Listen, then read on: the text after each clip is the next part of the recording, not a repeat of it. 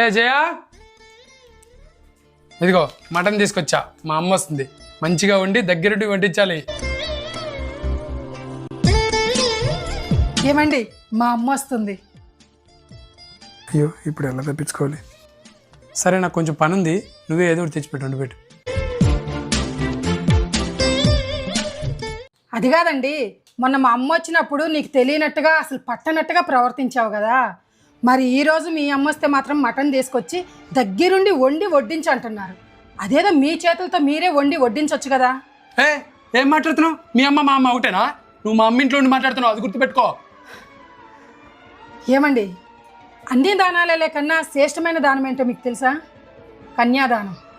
అమ్మా నాన్న ఎలాగో కన్యాదానం చేసేస్తారు, కానీ అది తీసుకున్న వాళ్ళకే దాని విలువ తెలియదు.